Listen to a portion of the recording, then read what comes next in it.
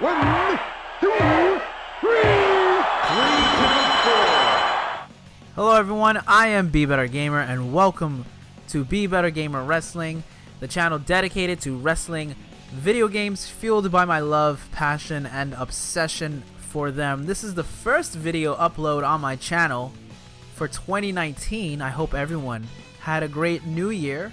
It's been a while, hasn't it, since I've uploaded something onto this channel, but I am uploading something. I figured I'd come in hot, come in heavy with something big, and I'm bringing you a video for Wrestle Kingdom 13. It's my review of Wrestle Kingdom 13 as told by Fire Pro Wrestling World. I haven't uploaded anything for Fire Pro Wrestling World, but if you've been following me on Twitch, you know that I've been streaming Fire Pro Wrestling World at least once a week. And this past Monday, as I record this, I was talking about Wrestle Kingdom 13 on my Twitch channel, but I wanted to also make a review for Be Better Gamer Wrestling. So that's what this is. You're going to see me playing as pretty much everyone that was at Wrestle Kingdom 13. I'm going to go through all the matches using people from in the game as well as edits that I've downloaded from Fire Pro Wrestling Net. As you can see, we're starting off with Osprey and Bushi. That was the first match of Wrestle Kingdom 13. The Osprey edit is made by Miguel Francisca over on the PS4 Fire Pro Net. I should mention this is not the PC version, this is the PS4 version. And the ring edit, I'm actually using a ring edit as well from PS4 user Yuki Noah Arc. I think that's how you say it. I don't know these people. I just downloaded their edits off of the PS4 Fire Pro Wrestling Net. I will put links in the description below. Most of the edits, this is not No Mercy, they're not calls. Most of the edits you'll see I got today from Miguel Francisco, but there are a few other people that I will give shout outs to. Again, I don't know these people.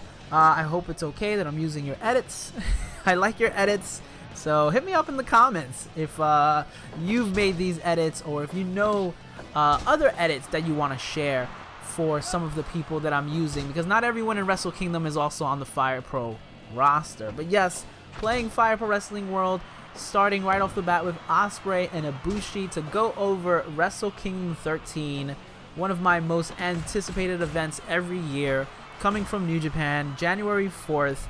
Obviously, this is not coming out on January 5th, on January 6th. I like to take a few days to let things digest, if you will, when I watch an event, especially an event as big, as important to me as Wrestle Kingdom. And I was really looking forward to Osprey and Bushi. I was surprised they started Wrestle Kingdom with Osprey and Bushi. It was one of my favorite matches of the night. And it makes sense why they started with it, as, you know, of course, spoilers, you know, I'm spoiler heavy, obviously. If you've seen this, I'm assuming you've watched Wrestle Kingdom 13. If not, why are you watching this? Why are you watching a review? Go watch Wrestle Kingdom 13, then watch my review. But considering what happened at the end with Kenny Omega, not having a Bushi in his corner, I feel like was a subtle storytelling element for a Bushi's story. But the Osprey-Bushi match was very hard-hitting, very crisp, though. Like, there was a... This is gonna sound really messed up. There was, like, a beauty in the, you know, in the brutality, right? I mean, Bushi did get a concussion, as, you know, that's what the New Japan staff has told us, that Bushi got a concussion during the match. It seemed like he got a concussion during the turnbuckle spot, where he hit the turnbuckle, and I didn't notice right away. I didn't notice that he got a concussion during the match. I mean, I legit thought he died when Osprey hit him so hard from the back of the head with his elbow, his new elbow maneuver that he's been doing for quite a while. And I mean, when I watched this match, it reminded me of when Bushi and Nakamura fought at Wrestle Kingdom a few years back. And I feel like there was even some nods to that. You know, Bushi throwing out the Bumaye during the match. When they had the slap fest sort of in the Tree of Woe in the corner over there, it was almost reminiscent also of when Ibushi and Nakamura were having their own little slap fest and kicking fest in the corner.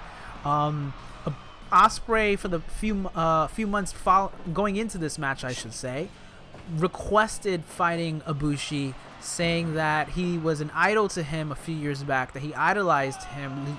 He modeled a lot of what he does in the ring over what he learned from Ibushi over the years. And, you know, they're not that far apart in age, but definitely there is a gap in terms of, you know, when they have been wrestling and what they've been doing.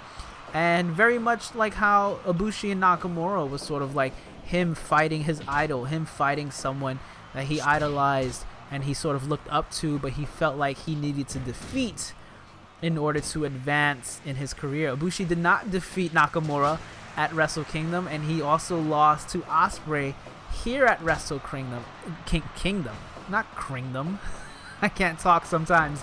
And again, I thought he literally killed Ibushi. It was so convincing that I thought that maybe when he hit the Stormbreaker on him, the way he picked up Ibushi and hit the Stormbreaker on him, I legit thought Ibushi was knocked out and Osprey had to finish the match, and maybe Osprey wasn't supposed to win the match. But considering everything that's happened over the past few days, Osprey was indeed supposed to win the match.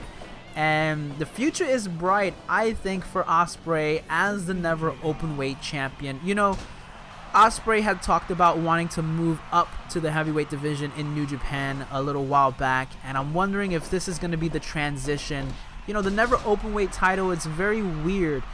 I feel like they've never really lived up to the original intention of what the openweight championship was supposed to be. It was supposed to be defended at like never events, right? The never name was supposed to be the most important thing about that championship.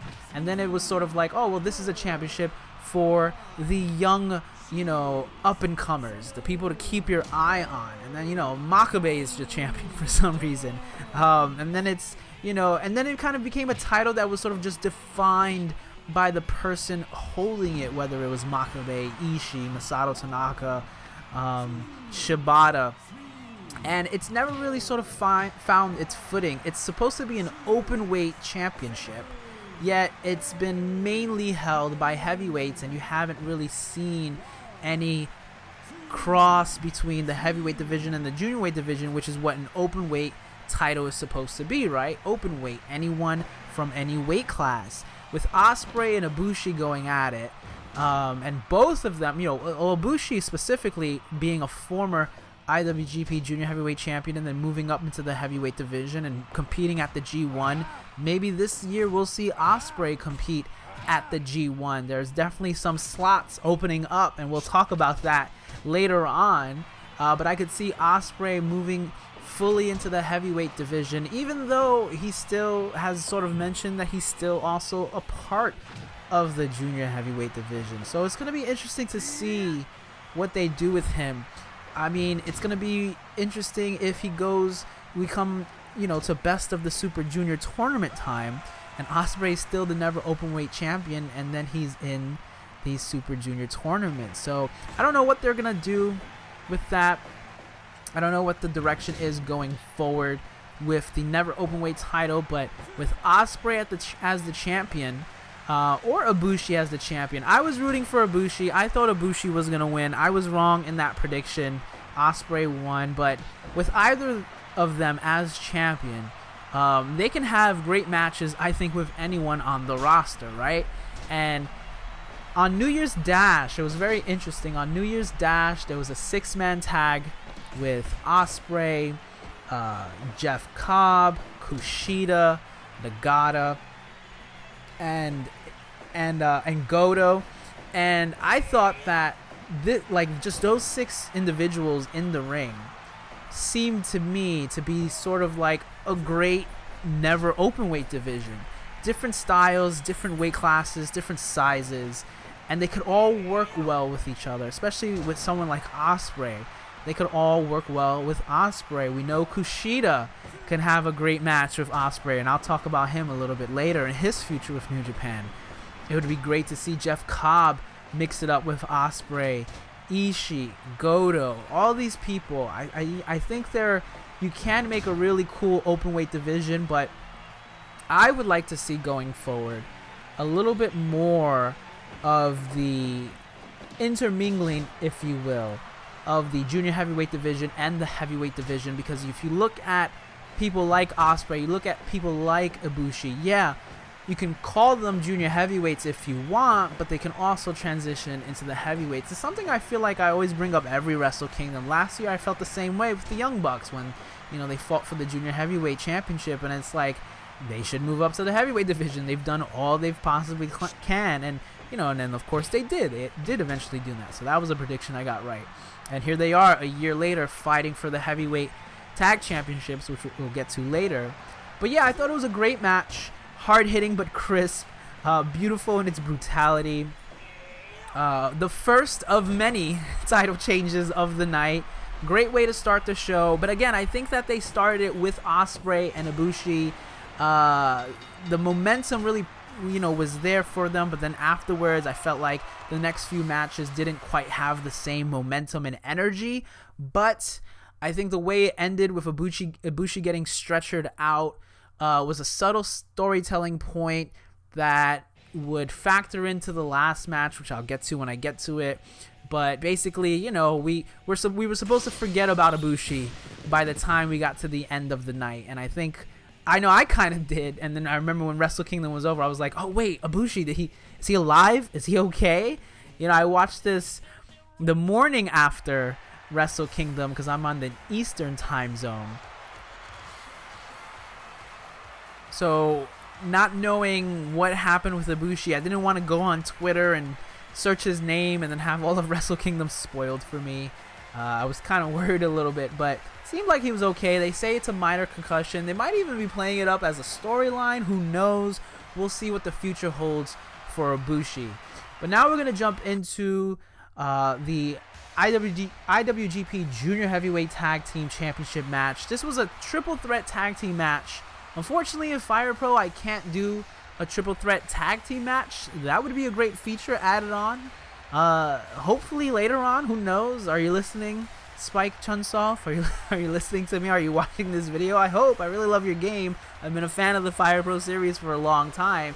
It'd be great if we could do triple threat or even four-way tag team matches. So you won't see Sho and Yo in this match, but Miguel Francisco, again, he's got a Sho and Yo edit based off of their Wrestle Kingdom 13 outfit, and I'm using also his Shingo Takagi Wrestle Kingdom 13 edit. I'm actually going to skip a little bit in this match because I don't have too much to say about this match. I like this match, but it was pretty much a repeat of their match that they had to decide the winner of the Best of the Super Junior tournament, which was another fun match. I like that match a little bit more than this match, only because, you know, it wasn't 6 minutes. This was the shortest match of Wrestle Kingdom, surprisingly. Very fast-paced match, quick.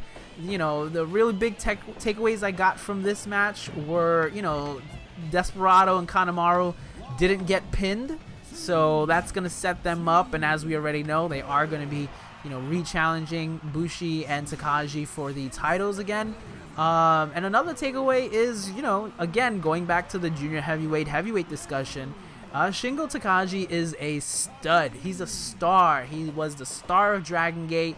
He was an indie darling when he would go over to PWG or elsewhere. If you're familiar with his work, you know how good this guy is.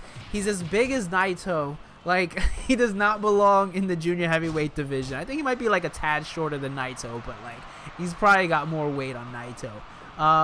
And, you know, just him coming out with Bushi. I like Bushi a lot, but it almost seems like instantly Takagi has already overshadowed Bushi, at least in my eyes. And I would be surprised if next Wrestle Kingdom, Bushi and Takagi are still teaming up. I'm almost wondering, you know, I mean, if Hiromu was still around, you would believe that maybe Hiromu still would have been IWGP Junior Heavyweight Champion, and maybe he would have been fighting Ishimori at Wrestle Kingdom. But I really feel like they're putting Shingo there until Hiromu returns, and then Hiromu and Bushi can team up next time for the, if, you know, hopefully Hiromu returns and he's healthy and all that. But you know, it was a fine match. It was what it was. Again, it was the shortest match of the night. Takagi does not belong in the junior heavyweight division. I wouldn't be surprised if next year he sees himself in the G1, even not this year, but maybe next year. You know, whenever Hiromu returns, and then he can move up. I like their entrance attire. I thought Shingo Takagi and Bushi had really cool entrance attire. It was the first Wrestle Kingdom-esque entrance attire, if you will. Osprey wore a different outfit than he normally does, but you know, with Bushi having sort of the headdress on, and then Takagi having the dragon thing on, you know, that really to me, I always look forward to that when certain wrestlers come out. Obviously Kushida later on in the night and his entrance, Evil, you know, him coming out. That's what's really cool about the LIJ members. They're very theatrical, you know, they're kind of over the top. You know, they don't talk much. They're very cool and laid back, but then they ooze charisma because they have so much showmanship and just of how they present themselves, how they look, what attire they wear, what entrance attire. They go all out. You know, they know an event is special, and so they dress the occasion, if you will. And I love that about each and every Los Ingobernables de Japón member. It was great to see Bushi get a championship. You know, he was IWGP Junior Heavyweight Championship before, but very briefly. Hopefully he can have a nice little run here with Takagi. I don't think Kanemaru and Desperado are going to get the titles back right away. I could see something where, you know, maybe they beat Kanemaru and Desperado and then have another one-off with Sho and Yo, but who knows? There could be, and we'll talk about it later with Sho and Yo. Maybe they won't be around as a junior heavyweight tag team for long, depending on how certain story elements play out. But yeah, I also gotta say I really like this edit. Shingo Takagi, I believe, was also in one of the earlier Fire Pro Wrestling games. I think he was in Fire Pro Wrestling Returns. So I think this edit is sort of based off of that, because it felt pretty Fire Pro Wrestling Returns-y. And that's what I like about the edit community with Fire Pro. There's a lot of users who have been around since the old days of Fire Pro, even from the PlayStation making edits, and they're still around with Fire Pro Wrestling World. I don't think the Fire Pro Wrestling World on the PS4 has as many content creators as maybe the Steam version does, but I only have the PS4 version. It was a donation goal we reached on my channel, so again, follow me on twitch.tv /BeBetterGamer if you want to see me play some Fire Pro live. Here's Zack Sabre Jr. coming out against Tomohiro Ishii, and this was actually an edit that I downloaded. Zack Sabre Jr. is in the game, but this was an edit I downloaded from user About350. Once again, this was an edit based on Zack Sabre Jr.'s Wrestle Kingdom 13 outfit, which I think is really cool. I could have probably made it myself as well. I just didn't have the time.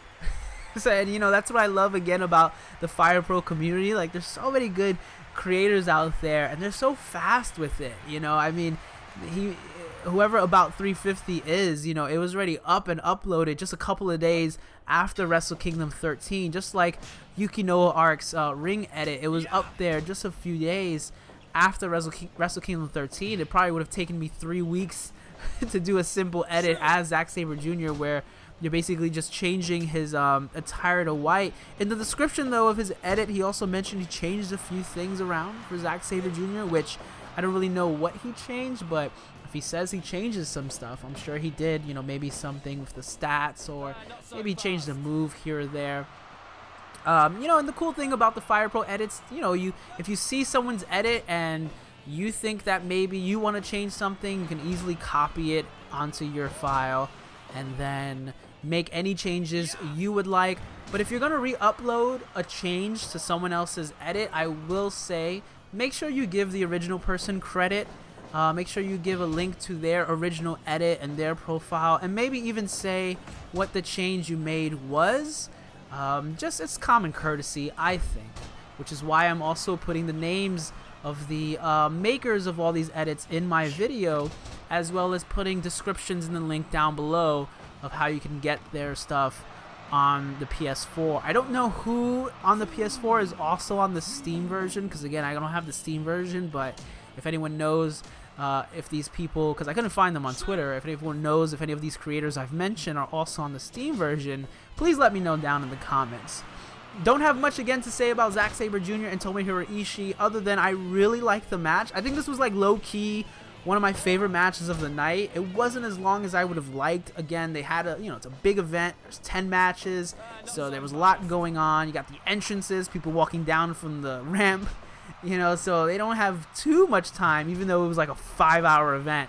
It's amazing how they still didn't have too much time for every match.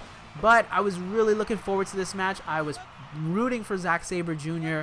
Glad he won. Winner of the New Japan Cup last year. It was like watching, I think Don Callis on commentary. I didn't watch Wrestle Kingdom 13 with English commentary first. I watched it with Japanese commentary, and then I went back and I watched certain things again in English just to see maybe what Don Callis and Kevin Kelly were saying. But he mentioned something about Zack Sabre Jr. like going up against the refrigerator that is Tomohiro Ishii, or trying to move a refrigerator. And there was a specific moment in the match where like Zack Sabre Jr. was trying to like do something to him. He was like trying to put him in submission, and Ishii just headbutts him. He just straight up headbutts him.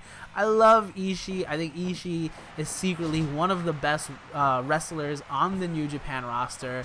If like I was doing a draft of New Japan people to create a new promotion, and I could take maybe 5 wrestlers, Ishii would be one of them, man. Ishii would be one of the people I would take. I love him. I hope him and Zack Sabre Jr. wrestle again.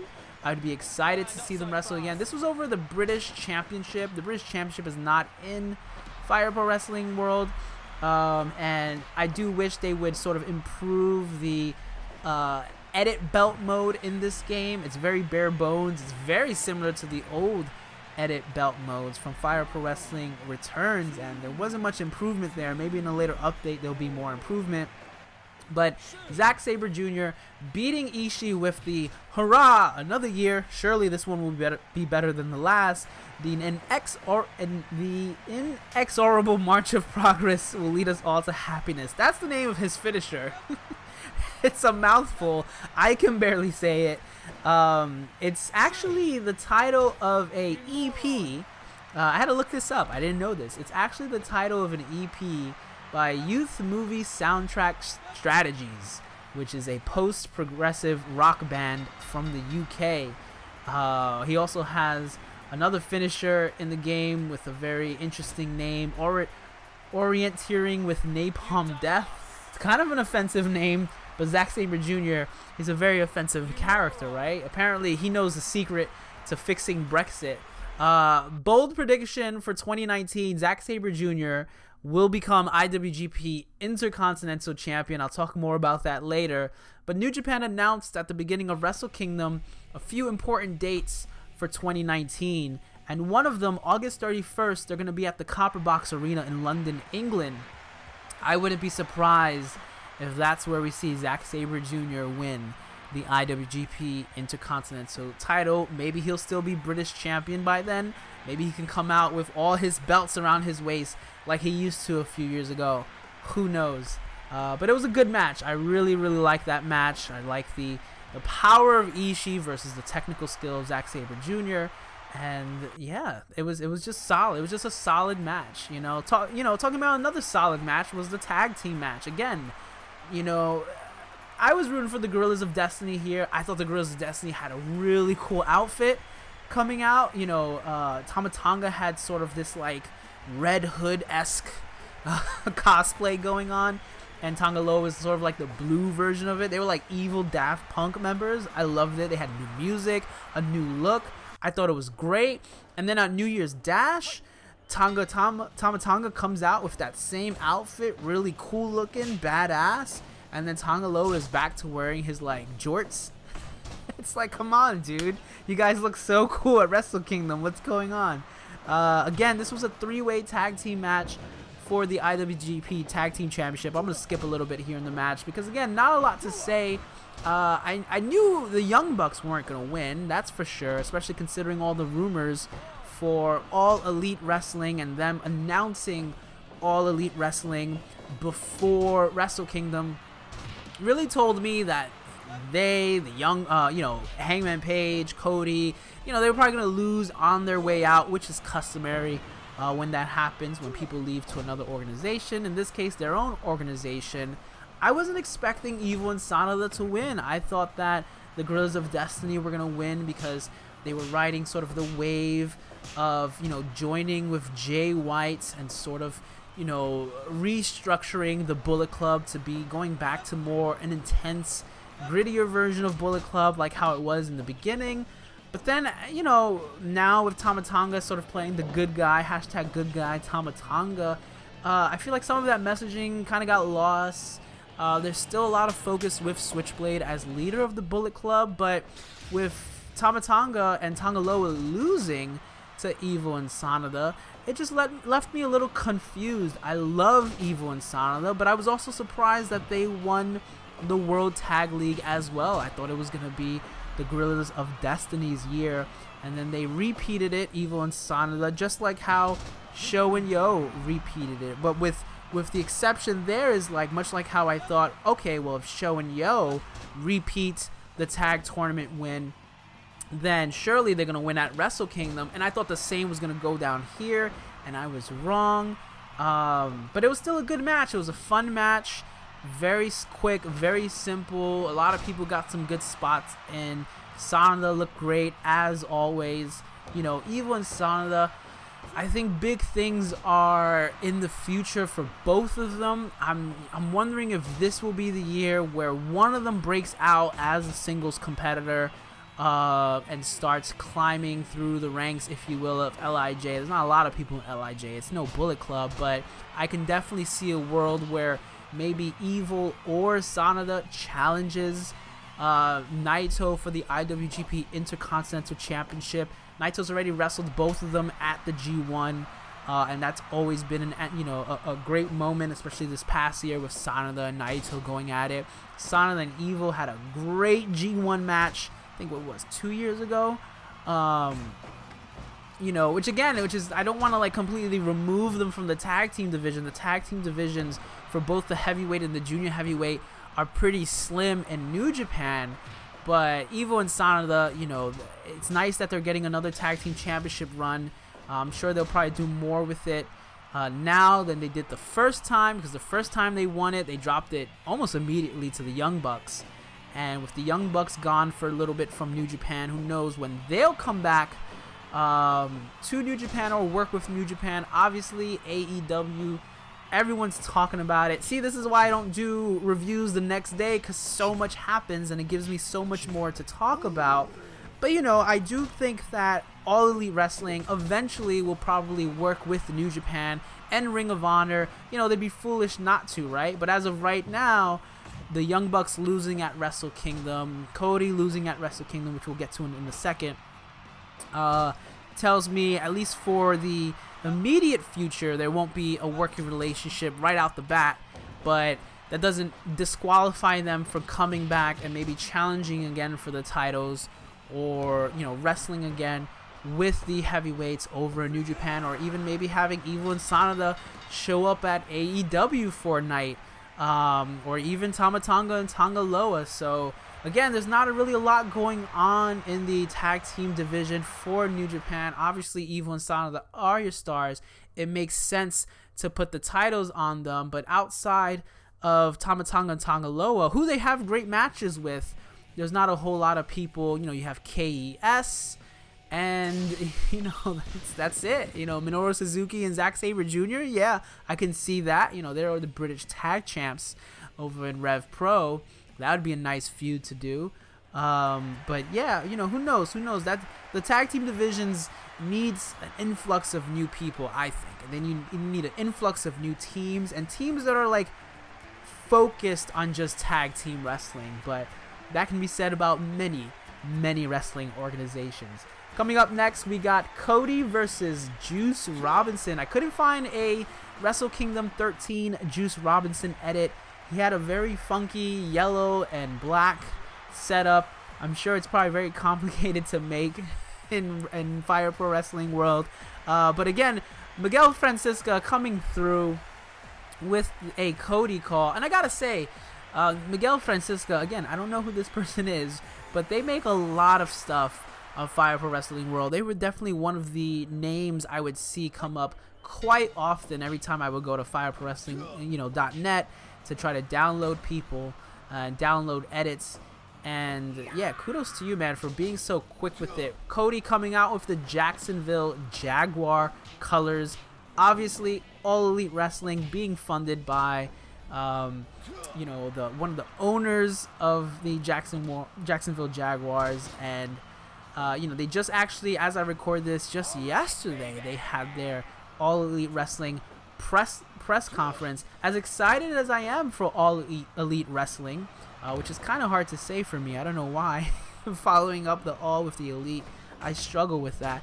I was a little disappointed in this match. This was probably the low light of the entire evening of Wrestle Kingdom for me. I was looking forward to seeing Cody and Juice Robinson go at it once again. I liked their previous match where Cody beat Juice Robinson for the IWGP US Heavyweight Championship.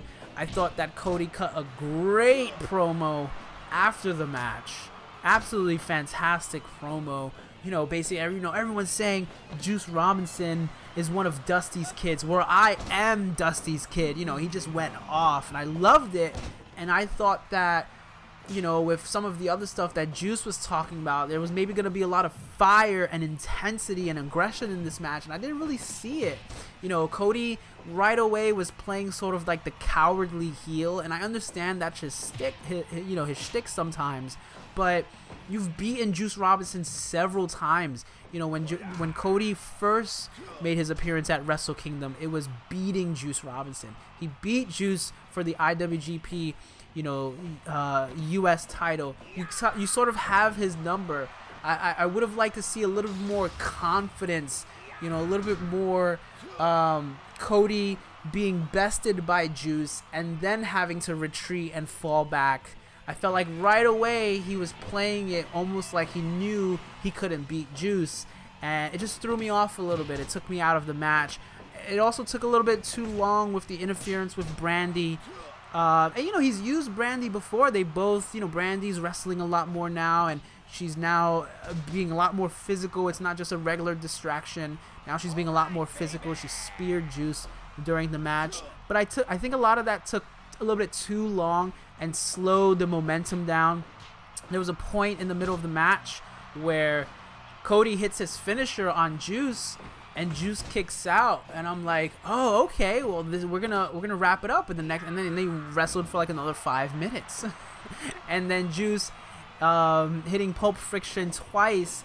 Again, the first time he hit it, I got the idea that he wanted to do it again to really make a statement about beating Cody and hitting him with the finisher twice in a row before he pinned him, but I still think there was maybe a little bit too much space in between the moments. My acting coach used to say when you would go on stage, and when I used to do acting in college, my professor, she would always say, like, you can drive a truck through those pauses. You need to pick up the pace, and that's how I felt a little bit about Cody and Juice. Not like they gotta go out and run around and be crazy and do all these flips, but just like, you want to tell those story beats, get there a little bit faster, because I felt like there was a lot of dead air, and I felt like there should have been a little bit more intensity. I still like both guys. I'm interested to see if Juice Robinson gets an actual run with the IWGP US Championship. His first run was kind of disappointing. He won it, then went on like this sort of losing streak in the G1, and then after the G1 he lost it right to Cody. So hopefully we'll get some solid matches out of Juice this time around, now that he's two-time IWGP US Heavyweight Champion. And Cody, going to All Elite Wrestling, we'll see what he has in the future. Obviously, he's going to be wearing many hats now as being one of the co-owners and promoters. It's completely different when you're running a wrestling business as opposed to just being a wrestler for a wrestling company. So We'll see. Will we ever see Cody come back? Will we ever see Cody in the G1? I always thought we would see Cody in the G1, but who knows? Maybe we won't. Maybe that time has passed now that Cody's going to be insanely busy with his new company. Next up, we got Kushida and Taiji Ishimori for the IWGP Junior Heavyweight Championship. If you've been keeping track, every single championship match, including the one previous to this with Cody and Juice, the title has changed hands. I was also predicting Juice to win, I should say. Taiji Ishimori, I was predicting to win, just like Evil, not Evil and Sanada. But once again, the title will change. Spoiler, again, if you haven't watched Wrestle Kingdom, what are you doing still watching this video? We're like 30 minutes in. Go watch Wrestle Kingdom. Take 6 hours of your day. Go watch it. Honestly, if you want to watch where it gets really good, in my opinion, start with Ishimori and Kushida. I liked Wrestle Kingdom 13 as a whole, but after Osprey and Bushi, I felt like the pace kind of slowed down a little bit. You know, my interest, I wasn't as emotionally invested. I was pretty interested in the Zack Sabre Jr. and Ishii match, but I kind of had a feeling Zack Sabre Jr. was going to win. Whereas when we came to the Junior Heavyweight Championship, I mean, I wanted Ishimori to win, but there was always a chance that Kushida could win. Kushida's the Tanahashi of the Junior Heavyweight division, right? And we'll get to that in a bit. But, you know, it could have gone either way. Obviously, this match was a result of Hiromu Takahashi, you know, getting injured, having to vacate the title. There was a mini tournament that Ishimori was not involved in. Kushida won the mini tournament, and Ishimori immediately challenged Kushida for a match at Wrestle Kingdom. Short match, about 11 minutes. Wasn't expecting it to be that short. I thought they were going to maybe give them 15 to 20 minutes. But I thought it was a very good match, entertaining match. Kushida, after Wrestle Kingdom, was announced that he's leaving New Japan, and I gotta say, I was very torn about that, about hearing that. I love Kushida. Kushida is one of my favorite wrestlers in New Japan. I think he's one of my favorite junior heavyweights I've ever seen wrestle across any promotion. I've wanted Kushida for the past few years to sort of rise up in the ranks of New Japan again and not just be held within the junior heavyweight you know, weight class, maybe challenge for the open weight. I thought with Osprey winning, and then at New Year's Dash the next night when Kushida and Osprey were going at it, but then Kushida was going toe-to-toe with Ishii. Kushida was going toe-to-toe with Goto. I was like, oh, are they going to move Kushida up? Is he going to challenge Osprey for the open weight? Is this the way they're going to transition? And then I come to find out, because I didn't know he was leaving, I come to find out after watching New Year's Dash that Kushida will be leaving at the end of the month, much like Kenny Omega. Word on the street is Kushida might be headed to WWE, which I have mixed feelings about because I felt like he's been kind of held back a little bit in New Japan the past couple of years. But that's only because he's done it all. He's done it all in the division. There's nowhere really for him to go. Ishimori definitely is part of the future of that division. If Hiromu comes back, you know, him and Hiromu can have a great feud. They had a great match at the Best of the Super Junior Tournament Finals. You got to believe also that the rematch might have been here at Wrestle Kingdom for Ishimori challenging Hiromu for the title. But nonetheless, we got Kushida and Ishimori. I love the counters they had for each other. You know, again, the pace started out at a very strong pace, and it just kept climbing and climbing. And when the match ended, I was surprised it ended when it did. I thought they were going to go a little bit longer, but it was still a nice, solid, compact match. Kushida is going to be wrestling Tanahashi for his last match in New Japan. That is a match I've been waiting to see for so long. I've been waiting to see Kushida rise up from the junior heavyweight division and face one of the top stars of New Japan. And, you know, him and Tanahashi have always been allies, but just to even get an exhibition match. You know, Osprey just last year when he was IWGP Junior Heavyweight Champion, he fought against Okada, and they had a fantastic match. Marty Scurll fought against Okada at All In.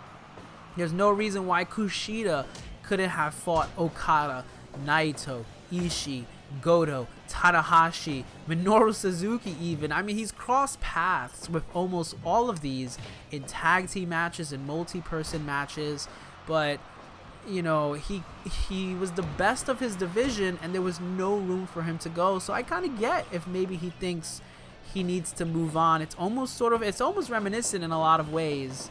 Nakamura leaving, obviously maybe Kushida probably wasn't as big of a star as Nakamura, but Kushida's very popular.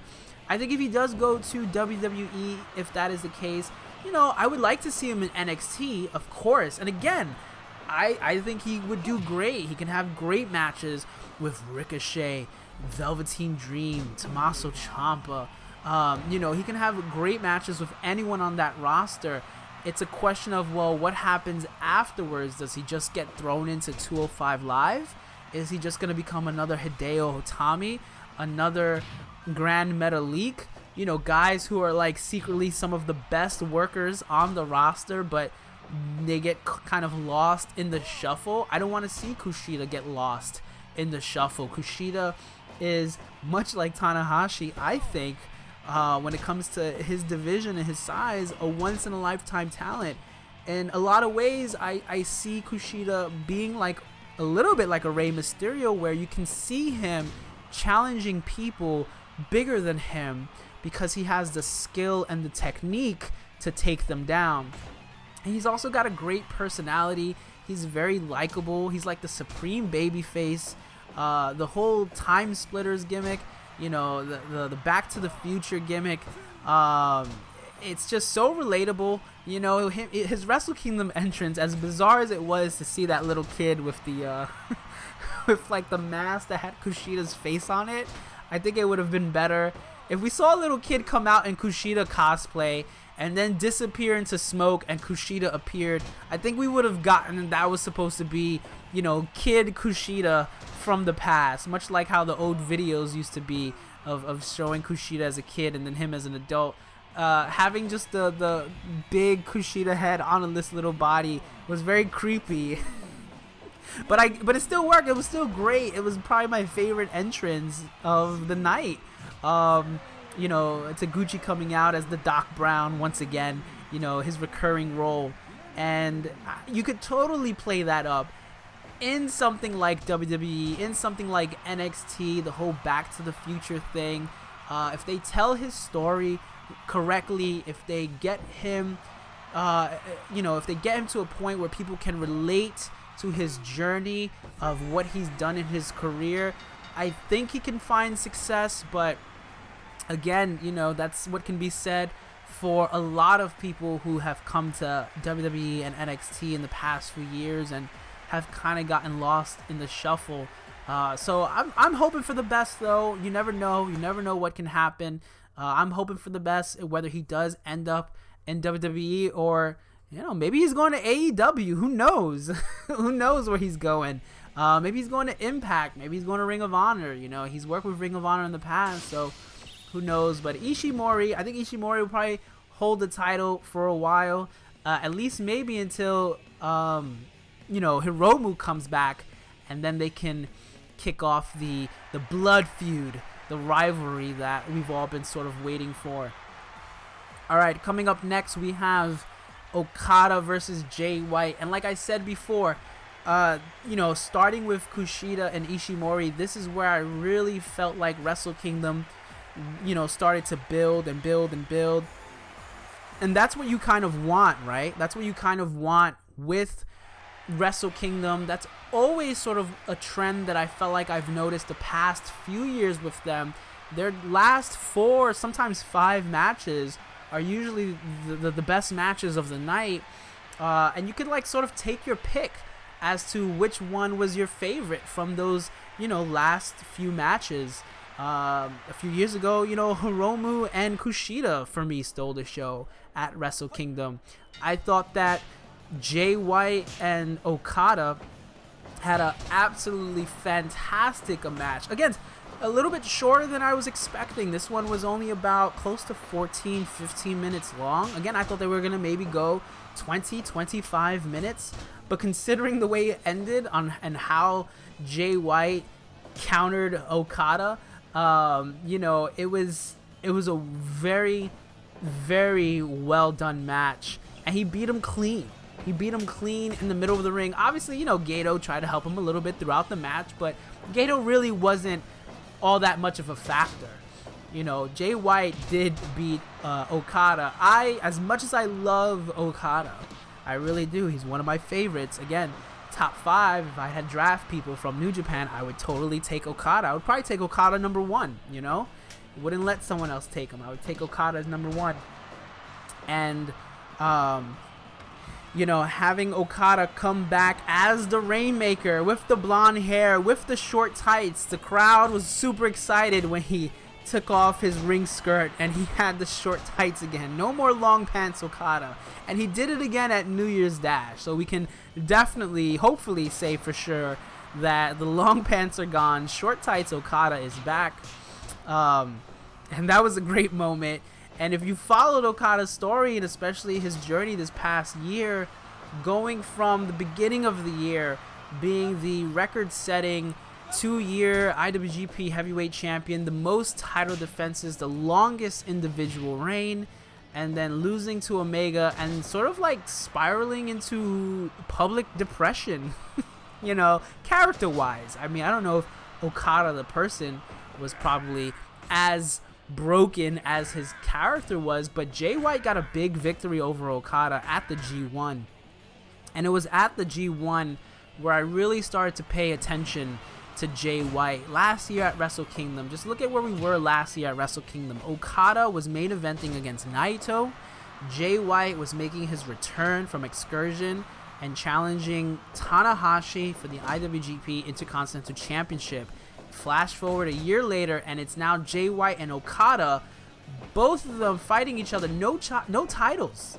This was the only non-title match of the entire night. Every other match was for a championship, with the exception, obviously, of the gauntlet match, which was to decide the number 1 contender. But that was on the pre-show, and I don't count that as part of the main card. Considering the type of match it was, but it had a lot of personal hatred and intensity. The intensity that I saw in this match from both men, from Okada and Jay White, that was sort of like the intensity I was looking for in the Cody and the Juice Robinson match. Two people who deep down should hate each other, and we want to see that. We want to see that coming out. Jay White is trying to carve a name for himself in the blood of, if you will, of every single top star in New Japan. And he's trying to tear down not just Okada's legacy, but sort of his ownership over chaos, his ownership over the audience. He's trying to tear down the New Japan's fans' heroes right in front of their face, and that wasn't there a year ago. A year ago, I didn't know what Switchblade was about. I didn't know what Jay White wanted. Now I know. Now his motivations are clear. His actions are clear. And you saw it even more in this match. Bold prediction for the rest of 2019, because as much as Wrestle Kingdom 13 it was a ending, a closing, a finishing of the chapter in the story of New Japan from the previous year, it's also the beginning of a new chapter, right? And Jay White, I think, might be the favorite going into this year's G1. His performance at Wrestle Kingdom, whether you love him or hate him, and if you hate him, that means he's doing his job right. His performance at the G1, at Wrestle Kingdom, and even, a few months back against Tanahashi at Power Struggle, I believe, show that he can have top tier matches with the top wrestlers in New Japan. New Japan sort of has their, their new 4 pillars, if you will, right? Even though the 4 pillars sort of all Japan thing. But the way I kind of look at it, I feel like every promotion, they have their top 4, right? They have their top 4 that's sort of supplemented by another 2, and those 2 you can kind of rotate, but the top 4 are solid, right? The top 4 don't move, and at least up until this Wrestle Kingdom, the top 4 was Omega, Naito, Tanahashi, and Okada. And then under that, you have people like Jay White, you have people like Zack Sabre Jr., like Chris Jericho recently, Minoru Suzuki. You can throw Ishii into that rotating 5th, 6th member slot. And you look at the last 3 matches of last year, who did they have? They had Okada, Naito, Omega, Jericho, Tanahashi, Jay White. You look at the last 6 people of this year's Wrestle Kingdom, same 6 people. There's a lot of plans in the works, I think, for Jay White. I think his future is very bright for New Japan. I would even say I wouldn't be surprised if he maybe even becomes champion earlier than we were expecting. He's already challenging Hiroshi Tanahashi at New Beginning. I don't think he'll win, but he very well could win. You got to remember of when Okada came onto the scene, when AJ Styles came onto the scene. They won the IWGP Heavyweight Championship very quickly, very surprisingly, and that helped them, establish sort of their, territory within the New Japan roster. Jay White has also told us that there's still someone within Chaos that is sort of a mole and is going to betray Okada one day. Foreshadowing. Who could it be? My money's on Yoshihashi. I thought Yoshihashi was going to come out during this match and cause Okada to lose, and that's how Jay White was going to get the win. We saw Yoshihashi make his return at New Year's Dash, and it ended with him getting taken out by Jay White. So maybe it's not Yoshihashi, or maybe they're really trying to convince us it's not. It might be Sho Oryo from Roppongi 3K. Who knows? Jay White was trying to hold influence over them during the G1, so maybe he got through to them. I don't think Okada and Jay White have finished, their rivalry either. Jay White has set his sights immediately on Tanahashi.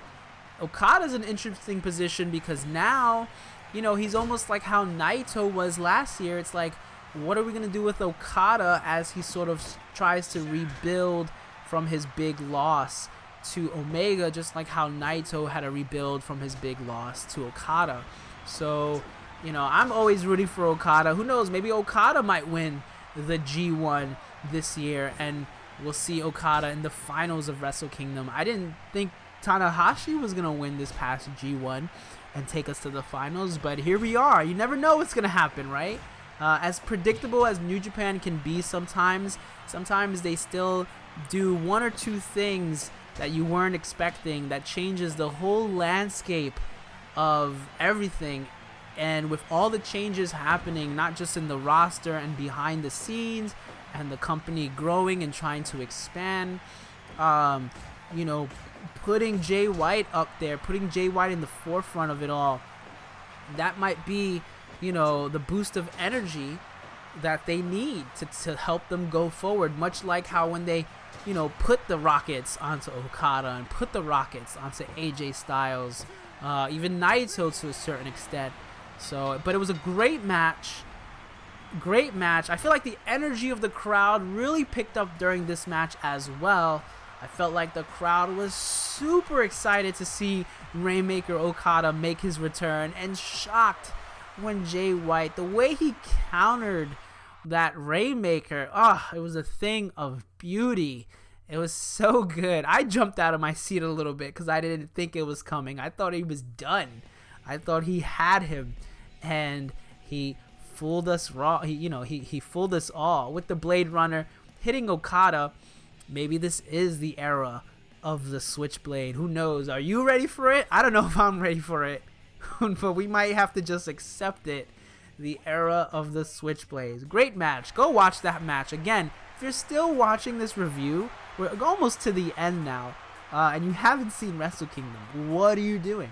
Also, if you're still watching this review, let me know in the comments below that you've made it. Say, I made it to Naito Jericho, and I'm going to stick around for what you have to say about Omega and Tanahashi. I'll also have the timestamps in the video so that people can just jump right to the matches if they want to hear sort of what I say. Here's another edit, a different edit from a different creator. Ito Armstrong, Chris Jericho in sort of his clockwork, orange inspired face paint attire. Jericho's amazing.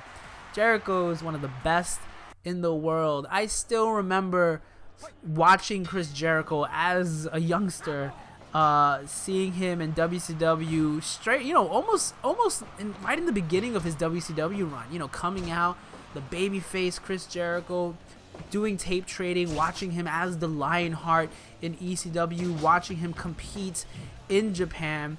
And here we are now, Chris Jericho, semi-main event once again at Wrestle Kingdom against Naito for the IWGP Intercontinental Championship. I was rooting for Naito, but a part of me was like, Jericho could very well win it. You know what I mean? Like, you never know. You never know with Jericho, especially the past couple of years. You don't know if he's going to show up and attack Kenny Omega. You don't know if he's going to show up at All In. You don't know if he's going to show up at Wrestle Kingdom and walk away still champion. You don't know if he's going to show up at All Elite Wrestling. But he does. He shows up. He does these things that gets us talking, that gets us exciting. And on top of that, he wrestles a great match. This was my second favorite match of the night. Absolutely loved it. Probably my second favorite match that Jericho has had in New Japan. Still the first being his match against Kenny Omega. I enjoyed his match with Naito the first time, and his match with Evil I thought was like, just like how I felt with Ishii and Zack Sabre Jr. I think it was a low-key excellent match that a lot of people didn't really talk too much about. But this clearly was the match we all wanted. I think I also underestimated how much I was going to enjoy this match. We kind of knew this match was going to happen like 9 months ago, right? Not even, like a year ago. Last year, New Year's Dash, Jericho attacked Naito. We knew that, of course, they were going to have a match, and of course it was going to be a build to something big. And with Jericho winning the title at Dominion, which was like 7 months ago, it was pretty obvious that he was going to face Naito at Wrestle Kingdom. And I kind of put the match in the back of my mind all this time. But as we got closer, I started to remember, this is Chris Jericho and Naito we're talking about. This is Wrestle Kingdom. They're going to go out there. They're going to try to steal the show. And to a lot of people, I'm sure they did. Again, the last 3-4 matches, take your pick. Whichever one is your favorite. No one's going to argue against you. You know what I mean? It was such a good series of matches at the end there. I loved the storytelling. Naito coming in, again, with that fire, attacking Jericho. No games. When you think he's going to go for his Tranquilo taunt, which I just did right there, which I love that they included in this game, by the way. He instead doubles back, goes to run to do his tope, and then Jericho out of nowhere with the cane, with the kendo stick.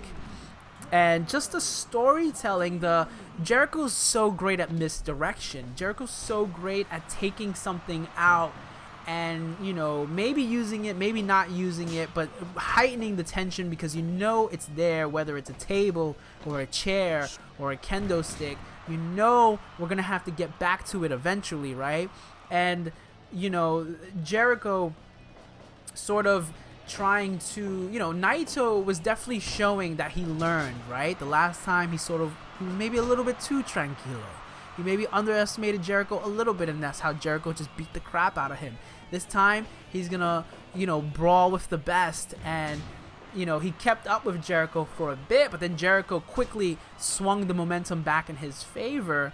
That DDT onto the table, that was brutal. The power driver onto the ramp was incredible. I think my favorite moment, though, was when Naito had the upper hand, when he broke out of the walls of Jericho with the kendo stick, and then he started beating Jericho with the kendo stick, and then, he started getting comfortable again. He was like, I got this. I could do this. We're in the Tokyo Dome. He's hamming it up. He's pretending like he's going to swing a baseball bat. The crowd is eating it up, and then, bam, code breaker. Like, Jericho, it just when you thought the match was building to its climax, they did something else, and they took it a little bit further. And then just when you thought it was going to end, they do something else, and they take it a little bit further. It was such a great match. Absolutely loved it. What do we do now? Where do we go now? Obviously, a lot of people wanted Naito to win last year against Okada. And, seeing him win the IWGP Intercontinental Championship, yet another title change. Spoiler alert. All the titles changed hands at Wrestle Kingdom. Seeing him win the IWGP Intercontinental Championship is great and all, but we all know he's destined to hit that destino and become IWGP champion once again and actually have a full run with it, whether it's going to be against Tanahashi or whoever else is IWGP champion. It might be Tanahashi. I wouldn't be surprised if Wrestle Kingdom 14 is Tanahashi and Naito. I know I said Jay White is probably the favorite to win the G1. What if Naito wins the G1 once again? It can be done. I think he might have a pretty long reign with the IWGP Intercontinental Championship, at least for most of the year. Like I said, I think he might drop it if anyone beats him. My money would be on Zack Sabre Jr., considering their history, considering Zack Sabre Jr. beat him at the G1. Taichi is the first challenger to Naito. Again, finding out a New Year's Dash, Taichi is the one who's challenging Naito, and that should be an interesting match. Not a big Taichi fan, but he does play Fire Pro. He is a fan of the game, as much as he criticizes it on Twitter. But he does, he has been a fan of the series.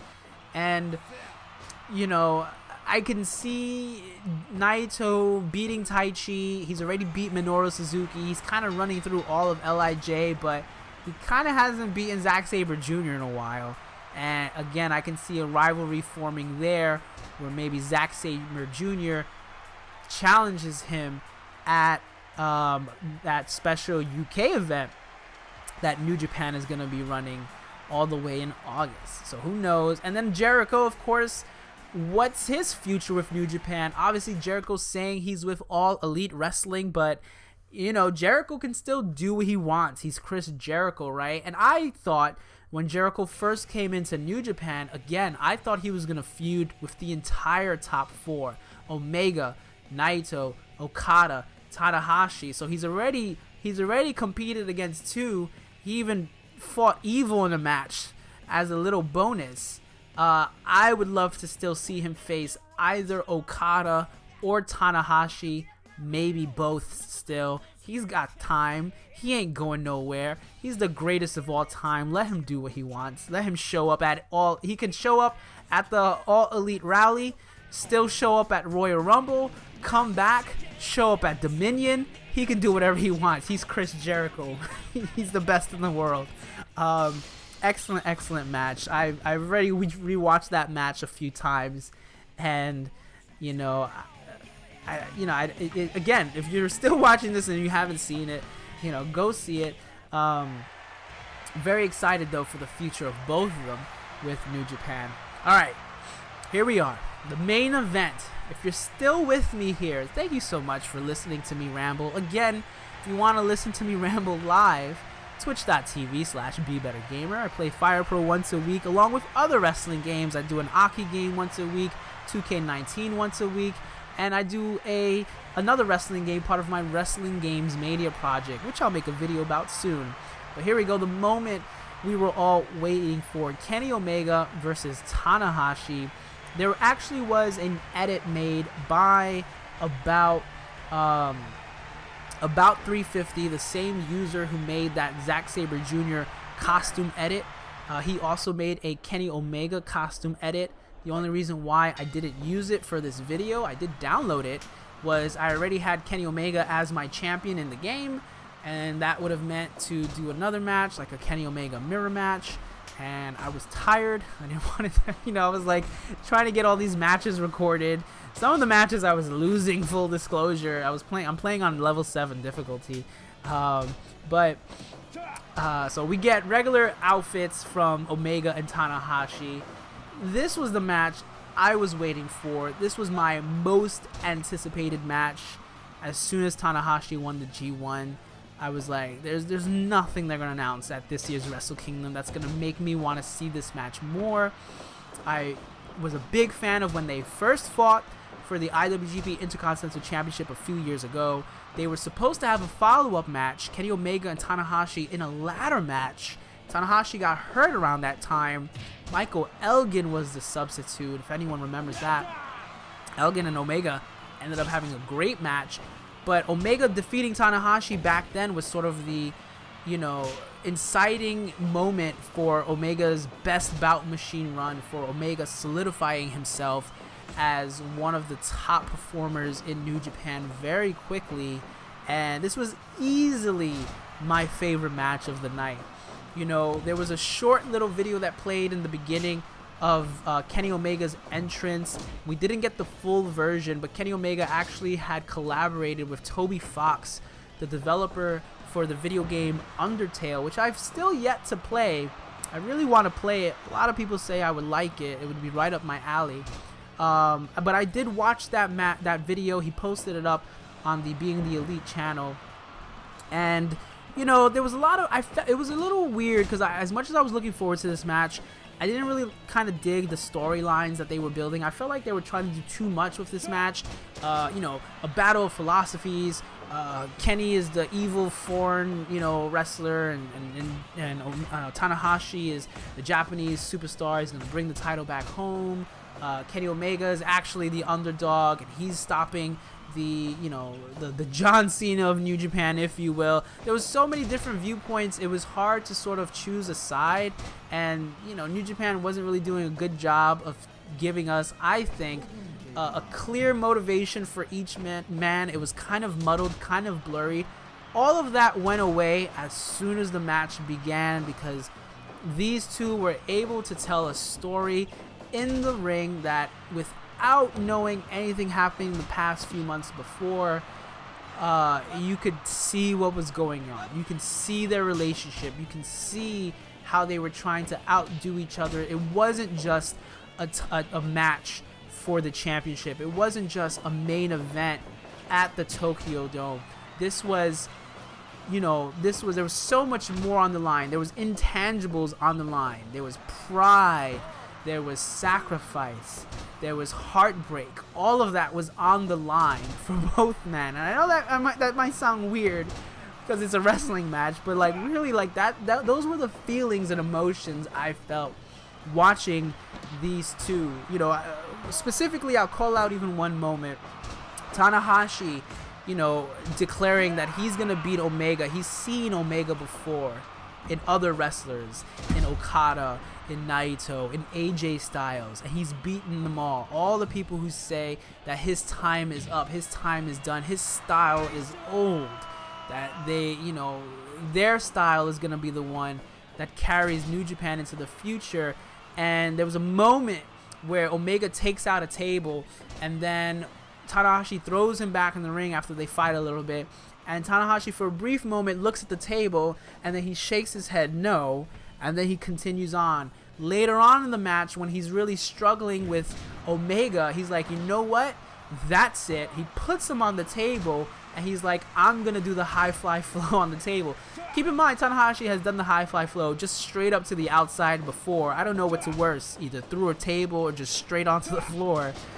But he goes up there, and he's like, okay, you want to beat me at my own game? I'm going to beat you at your own game. And he misses. And he misses, goes through the table. That buys Omega time. And then you're like, Omega's got it. Omega's just got to take it home. But the cleaner has been coming out all match. Omega, the man who flies too close to the sun, and that's always his downfall. The man who believes his own hype. who believes he is the savior of New Japan, who believes he is the best bout machine. I'm not just gonna beat Tanahashi, with my game. I'm also gonna beat him as his own game. Bringing him in, hitting him with unnecessary power bombs and the Dr. Bomb, showing strength, tiring himself out just to prove a point, hitting Tanahashi with his own moves, even when he should have put him away with the one-winged angel, and that awoke the dragon of Tanahashi, and Tanahashi was able to just kick right up and say, no, you're not going to do that to me, and it just kept going and going. Tanahashi hitting him with the high fly flows. That first high fly flow that Omega countered, by the way, was probably the best knees up to an area move I've ever seen. You talk about the last possible second to bring those knees up. Omega did it. It was incredible. And so many things about the match. You can really pick the match apart. I can do a whole hour episode on this match. But I won't. I'll spare you. Instead, I'll talk about the fact that this was Tanahashi's 9th Wrestle Kingdom main event. He did main event a Tokyo Dome show before the Wrestle Kingdom name in 2005 against Nakamura. He also had a Wrestle Kingdom 2 main event against Nakamura. Tanahashi has always been a champion in some shape or form at Wrestle Kingdom for the most part. Very few instances where he wasn't. He was the IWG Intercontinental Champion at one point, at 2 points actually, against Nakamura and Jay White. His Wrestle Kingdom record is 7-2. I was rooting for Omega. I thought Omega was going to win, even with all the rumors, even with all the buzz about AEW. Clearly, Omega was going to probably align with his elite, members and join the group, which still hasn't officially been said, but come on, it's the worst kept secret in the world. Omega is going to All Elite Wrestling.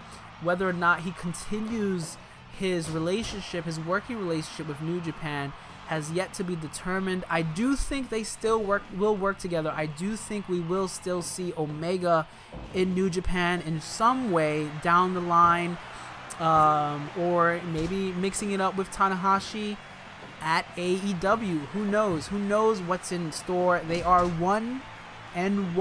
Tanahashi did not kick out of the one-winged angel. That was one of my predictions for Wrestle Kingdom, was that Tanahashi was going to kick out of the one-winged angel. Omega didn't get a chance to do it because he took too long. It took too long, Omega. Tanahashi, he gets warmed up 35 minutes in. What were you thinking? Ask Okada. He knows. And to see Tanahashi, Tanahashi put out a tweet about how 10 years ago at Wrestle Kingdom 3, he beat Kenji Muto. Kenji Muto was in his 40s. Tanahashi was in his 30s. And it was very much the new star defeating the old star and sort of surpassing him. And Omega was basically saying that Tanahashi's time was up. He's the new star. He's in his 30s. Tanahashi's in his 40s. His time is up. And here we are, Tanahashi walking away as the champion, not defeated. His first, Wrestle Kingdom main event after a few years, and he's still going strong. And it's also very crazy to think 10 years ago, Wrestle Kingdom 3 didn't have the numbers that it had for Wrestle Kingdom 13. There weren't as many people in the audience, but Tanahashi was one of the people who helped bring New Japan out of the dark days into the light where they are now, the success they're having now. At the opening of the show, they made another big announcement that Wrestle Kingdom next year is going to be a 2-night event.